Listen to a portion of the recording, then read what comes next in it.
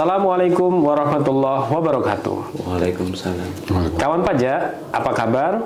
Selamat sore, ketemu lagi kita dalam podcast KPP Pratama Kosambi. Hari ini kita akan sama-sama berbincang, tentunya dalam acara angkringan Ayo Ngobrol Pajak secara ringan. Nah, kawan pajak sekalian, sore kali ini kita akan sama-sama membahas terkait dengan AADC. AADC adalah ada apa dengan Cortex. Nah, kali ini kita akan membahas mengenai salah satu proses bisnis pembayaran yang ada di Cortex. Tentu kawan pajak mungkin bertanya-tanya, apa bedanya dulu pembayaran dengan pembayaran yang sekarang di Cortex? Kenapa? Karena kita sudah ada ketentuan PMK 81 tahun 2024.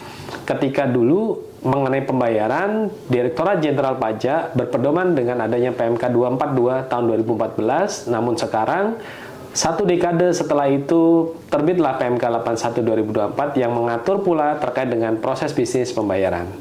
Nah, kali ini untuk membicarakan dan membedahnya, saya senang sekali ditemani oleh dua penyuluh KPP Pratama Kosambi, ada Pak Taufik dan juga Mas Miftah. Apa kabar Pak Taufik, Mas Miftah? Sehat semuanya? Alhamdulillah sehat. Sehat. Iya, baik. Pak Taufik dan Mas Miftah, ini yang menarik nih. Tadi memang kita sekilas berbincang terkait dengan pembayaran, karena yang kita ketahui bersama wajib pajak itu saat ini mungkin bertanya-tanya Pak Mas Miftah. Jadi apakah ada perubahan gitu ya ketentuan pembayaran dulu sebelum adanya Cortex dengan adanya Cortex ini gitu ya, khususnya biasanya berkaitan dengan jatuh tempo pembayaran. Nah, mungkin nanti kita akan sama-sama bahas terkait dengan jatuh tempo pembayaran ini, karena kita ketahui kan untuk jenis pajak di Indonesia saat ini banyak sekali, dan tentunya mungkin kawan pajak bagaimana sih agar lebih mudah dan simpel dalam memahami jatuh tempo pembayaran tersebut. Nah, mungkin untuk yang pertama Mas Miftah atau Pak Taufik mau menyampaikan terlebih dahulu? Iya, silakan Pak Taufik. Baik, Mas Sus dan pemirsa sekalian, bahwa sebelum tahun 2024 atau sebelum keluar ketentuan PMK nomor 81 tahun 2024 mengenai pembayaran diatur dalam PMK nomor 242 tahun 2014. Tadi seperti yang Mas Sus sampaikan, bahwa setelah 10 dekade ada perubahan terkait dengan adanya Cortex juga ya. Nah, untuk ketentuan pembayaran tahun 2014 dengan PMK 242 tersebut diatur bahwa untuk jenis-jenis pajak tertentu itu berbeda-beda satu dan yang lainnya. Misalnya untuk PPh pasal 4 ayat 2 pemotongan, ini bisa dikatakan PPh final ya, itu yang objeknya antara lain konstruksi, terus sewa gitu kan. Itu diatur pembayarannya jatuh temponya tanggal 10 bulan berikutnya. Itu di ketentuan lama Pak ya? Iya, yang di ketentuan lama PPh final yang dipotong ya, itu di-store paling lambat tanggal 10 bulan berikutnya. Namun yang PPh final pasal 4 ayat 2 yang di-store sendiri itu misalnya ya, yang PPh UMKM gitu ya, yang kodenya 41128420 itu batas waktu storannya tanggal 15 bulan berikutnya.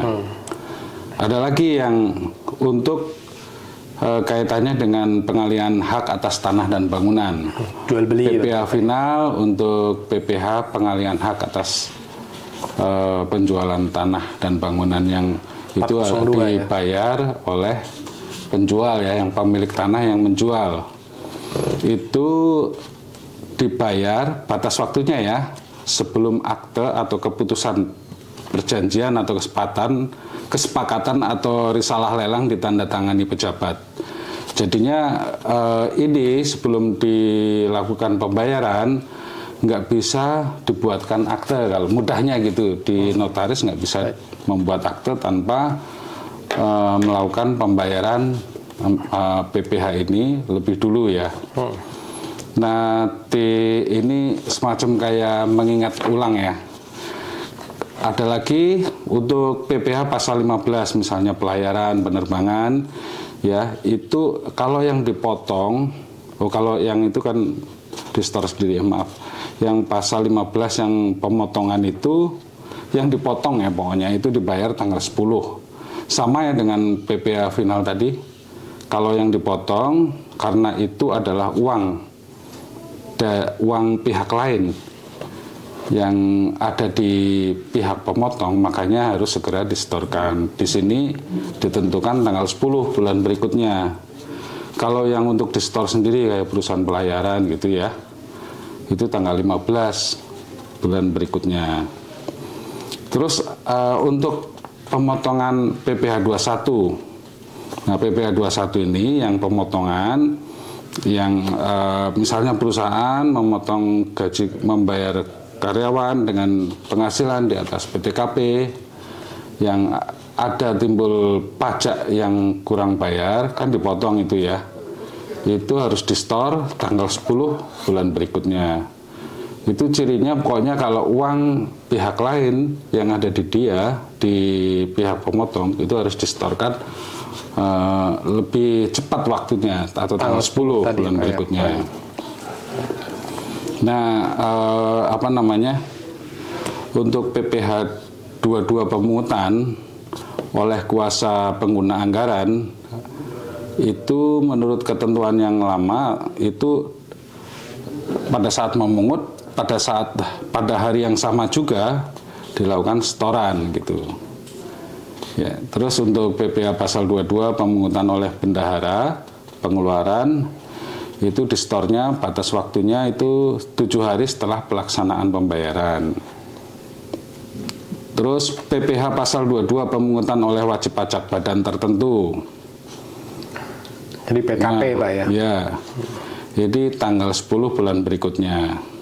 Pasal 23 atau pasal 26 sama, itu tanggal 10 bulan berikutnya. Untuk PPN atas pemanfaatan BKP tidak berwujud dan atau JKP dari luar daerah, ya, itu tanggal 15 bulan berikutnya. Untuk PPN atas kegiatan membangun sendiri, itu tanggal 15 bulan berikutnya juga ya. Sedangkan PPN dan atau PPNBM pemungutan oleh pejabat penandatanganan surat perintah membayar, ini kaitannya dengan instansi pemerintah ya, Mas Susilo ya. Yaitu di store pada hari yang sama dengan pelaksanaan pembayaran. Untuk PPN atau PPNBM pemungutan bendahara pengeluaran itu paling lambat di store 7 hari setelah pelaksanaan pembayaran. Oke. Nah, ini ketentuan yang lama seperti itu. Kesimpulannya, kalau untuk swasta ya, untuk wajib pajak swasta, intinya kalau misalnya itu adalah uang pihak lain, itu di store tanggal 10 gitu kan. Kalau store sendiri tanggal 15. Termasuk bagi pihak yang WAPU Pak ya, wajib pungut ya Pak. Dalam hal ini bendaharawan lebih cepat ya lebih Pak, cepat lagi, karena bukan uang, memang uang negara itu, makanya lebih cepat. Nah, di ketentuan baru di PMK 81 untuk seluruh ini lebih mudah nih, Mas Susilo, mudah mengingatnya maksudnya ya. Bagi wajib untuk pajak, seluruh jenis pajak yang tadi saya sebutkan itu di store batas waktunya tanggal 15 bulan berikutnya. Tanggal 15 bulan berikutnya. Iya. Oke. Yang tadi ada 4 ayat 2. Terus tanggal pasal 15, 21, 22, 23, 25, 26 itu kan. Termasuk ada PPh migas yang dibayarkan setiap masa.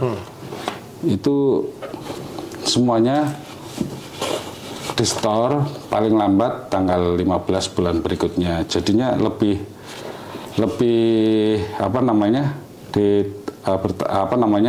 jangka waktunya lebih panjang ya dibanding ketentuan sebelumnya dan mudah diingat gitu ya. Baik. Baik Pak Taufik, menarik untuk nih. selanjutnya nanti dijelasin sama Mas Miftah ya.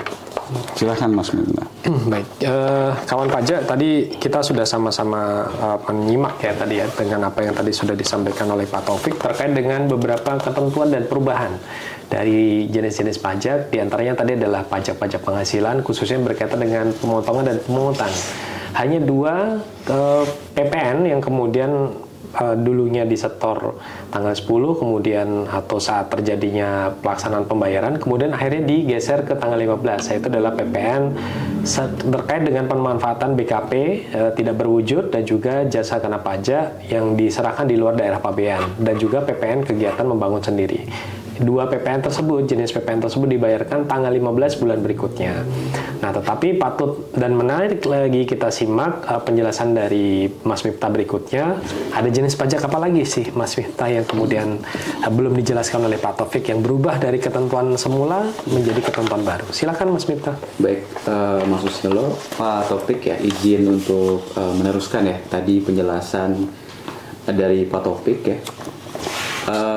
Sekarang memang kita akan bahas tentang jatuh tempo penyetoran pajak, Mas. Betul tadi Mas bilang bahwa dengan sistem Cortex tentu ada penyesuaian termasuk dalam jatuh tempo penyetoran. Nah, ini penting, mengapa? Karena di sisi lain kan pengaturan jatuh tempo ini adalah untuk meningkatkan kepatuhan wajib pajak dari sisi penyetoran. Jika dia melewati jatuh tempo kan ada konsekuensi yang harus diterima, yaitu kan sanksi. Nah, ini makanya penting untuk kita mengetahui apa saja yang berubah dan apa saja yang tidak berubah. Saya hanya melanjutkan beberapa jenis pajak di sini. Saya coba sebutkan Mas ya. Ini yang pertama adalah yang ada kaitannya dengan bea cukai, Mas. Nah, kan perusahaan atau orang pribadi yang melakukan ekspor impor, nah itu biasanya ada pihak terkait, dalam hal ini kepengurusannya di bea cukai gitu ya, yang memang sudah otomatis dipotong oleh bea cukai. Yang pertama adalah PPh pasal 22, PPN atau PPNBM impor setor sendiri. Nah, ini ketentuannya tidak berubah. Artinya jatuh temponya adalah bersamaan dengan pembayaran bea masuk. Pengelolaannya kan memang secara teknisnya lebih banyak di bea cukai. Kemudian masih dengan impor, yaitu PPh pasal 22, PPN atau PPNBM impor setor sendiri. Nah, ini bea masuk ditunda atau dibebaskan. Ya, itu juga masih sama, yaitu saat penyelesaian dokumen PIB, pemberitahuan impor barang. Kemudian masih terkait dengan yang hubungannya dengan bea cukai, yaitu PPh pasal 22, PPN atau PPNBM atas impor pemungutan oleh DJBC. Jadi sebenarnya dari jenis pajaknya tadi tidak ada perbedaan ya, dua-dua PPN atau PPNBM, hanya jenis impornya saja yang berbeda ya. Kalau ini 1 hari kerja berikutnya setelah pemungutan ya, itu juga masih sama antara PMK 242 dengan PMK 81. Kemudian ini PPh pasal 25 untuk WP kriteria tertentu. Nah, ini ada perbedaan, Mas. Nah, PPh pasal 25 itu kan dikenal sebagai PPh angsuran ya. Tapi ini yang dilakukan oleh wajib pajak kriteria tertentu yang dapat melaporkan beberapa masa pajak dalam satu masa pajak. Nah, ini untuk detailnya kita bisa lihat dalam ketentuan di pasal 3 ya, 3B Undang-Undang KUP. Di ketentuan lama, jatuh tempo penyetorannya adalah pada akhir masa pajak terakhir.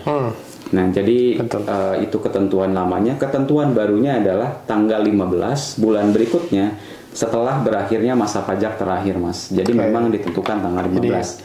Mundur maju ya, dia lebih cepat. Masa pajak terakhir. Selanjutnya Mas Susilo yang terkait juga dengan pasal 25, yaitu pembayaran masa selain PPh pasal 25.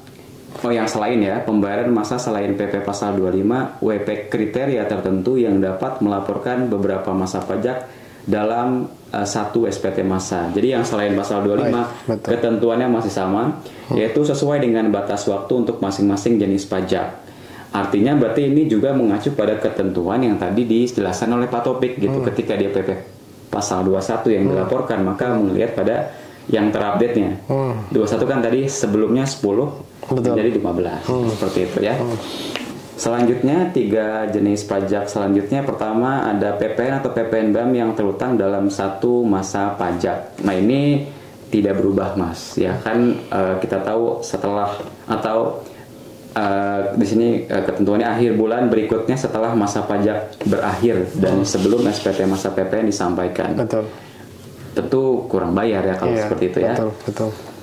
Itu tidak berubah. Kemudian ada PPN atau PPNBM, ini penting juga, pemungutan selain bendahara pemerintah Mas. Jadi yang PPN atau PPNBM pungut ya, sebelumnya adalah tanggal 15 bulan berikutnya, itu berubah menjadi akhir bulan berikutnya setelah masa pajak berakhir dan sebelum SPT masa PPN disampaikan.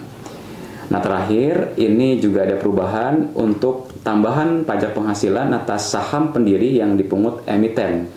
Di ketentuan sebelumnya itu 1 bulan setelah saham diperdagangkan di bursa, sedangkan di ketentuan terbaru adalah 1 bulan berikutnya setelah saat terhutang. Nah, seperti itu Mas Susilo. Oke. Baik. Juga sebenarnya informasi tambahan bahwa untuk mengetahui lebih detail sebenarnya Mas dalam 2 ketentuan tadi, yaitu PMK yang lama 242 maupun PMK yang baru PMK 81, kita bisa lihat detail di lampiran ya Mas ya. Betul, betul sekali.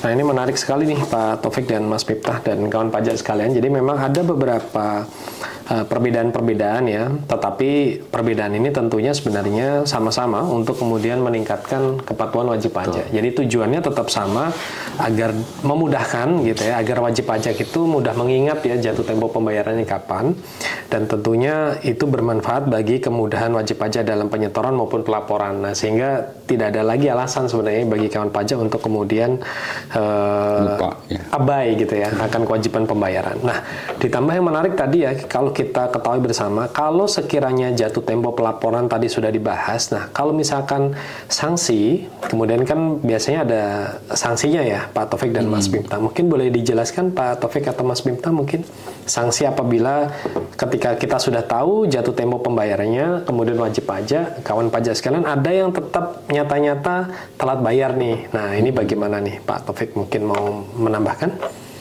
Silakan Mas. Oke. Jadi kalau kita menggunakan frasa atau bahasa jatuh tempo, artinya kan sebenarnya itu adalah tanggal terakhir ya Mas. Maksimal ketika ditentukan bahwa PPN yaitu di akhir bulan berikutnya. Bukan artinya harus disetorkan di akhir bulan tersebut gitu ya. Tapi bisa di tanggal 2 atau di tanggal 5 atau di tanggal 17. Jadi memang ada kurun waktu sebelumnya gitu. Nah, memang tadi seperti yang Mas Sus bilang bahwa tujuannya adalah untuk meningkatkan kepatuhan wajib pajak dalam sisi penyetoran. Bagaimana kalau telat? Nah, kalau telat memang konsekuensinya sanksi. Nah, sanksi penyetoran sendiri memang diatur kemudian, yaitu kalau di ketentuan dulu ya Mas ya, itu biasanya menggunakan persentase 2% dikali berapa pajak terhutangnya, kemudian dikalikan dengan lamanya dia sampai dengan disetorkan. Nah tapi sekarang sejak Undang-Undang Ciptaker berlaku bahwa ada penyesuaian dari sisi besaran bunganya Mas. Besaran bunganya tidak lagi 2% flat, tetapi mengikuti suku bunga acuan Menteri Keuangan yang memang di tiap bulannya itu berbeda. Kalau kita lihat dari 3 bulan terakhir masih di range 0,91 sampai dengan 0,98%. Contoh misalkan ada setoran PPh 21 yang disetorkan oleh wajib pajak tanggal 20 misalkan. Untuk yang masa Maret disetorkan tanggal 20 April. Nah sebenarnya kan hanya telat 5 hari. Nah ketentuan untuk sanksi bahwa meskipun hanya 5 hari itu dianggapnya sebagai 1 bulan. Nah berarti kita sudah tahu bahwa lamanya 1 bulan. Besarnya tadi berapa? 500 ya? 500.000. Nah kemudian suku bunga acuannya. Kalau suku bunga acuan 0,92 atau 98%, atau supaya mudah 1% ya 1%, maka untuk bisa mengetahui nilai sanksinya adalah 1% dikalikan 1 dikalikan 500.000. Jadi hanya tadi 5.000. Tapi ini bukan artinya itu menjadi sumber kita atau sasaran kita untuk kewajib pajaknya. Tapi memang untuk supaya kita sama-sama tidak abai tadi seperti Mas Susilo bilang bahwa kalau kita tidak mengatur jatuh tempo maka orang bisa atau wajib pajak bisa bukan semena-mena ya, bisa kapan saja dia melakukan penyetoran. Baik. Jadi kurang teratur gitu Baik. Mas. Baik, terima Mungkin kasih. Pak Taufik ada tambahan? Pak Taufik ada tambahan mungkin terkait dengan sanksi apabila telat bayar? Ya sepertinya udah dijelaskan semua sama Mas Miftah ya. Kalau itu dulu kan di ketentuan Undang-Undang KUP sebelum perubahan ya di tahun 14 ke sini itu mudah menggunakan langsung dengan 2% Baik. kali berapa bulan terlambat. Nah setelah tahun 2014 ke sini itu udah lebih fair ya, mungkin lebih ringan ya. Itu udah bunga yang ditetapkan oleh Menteri Keuangan untuk penghitungan sanksi itu hampir rata-rata sama dengan bunga bank ya. Oh, betul. Ya relatif sama lah. Ya. Baik, terima kasih Pak Taufik dan Mas Miftah. Nah, jadi kawan pajak sekalian sekarang sudah tidak ragu dan tidak bingung lagi kan dengan jatuh tempo pembayaran pajak. Karena apa? Karena dengan adanya PMK 81 jauh lebih simpel dan lebih mudah untuk menjamin bagi kawan pajak sekalian agar tetap bisa melakukan pembayaran dan penyetoran serta pelaporan SPT-nya tepat waktu. Nah, terkait dengan hal ini, kawan pajak kami juga himbau agar kawan pajak tetap untuk ikuti terus podcast angkringan dari KPP Pratama Kosambi untuk mendapatkan informasi-informasi seputar perpajakan lainnya. Masih di menu angkringan ya, karena apa? Karena tentu kita akan kembali lagi untuk kemudian membahas topik-topik selanjutnya yang tentu tidak kalah lebih menarik dan tentu akan bermanfaat bagi wajib pajak sekalian. Nah, mungkin kita akhiri podcast angkringan kita pada kesempatan kali ini. Pak Taufik dan Mas Miftah izin nanti sampai jumpa kembali kawan pajak di podcast angkringan berikutnya. Salam, selamat sore. Selamat sore. Selamat sore.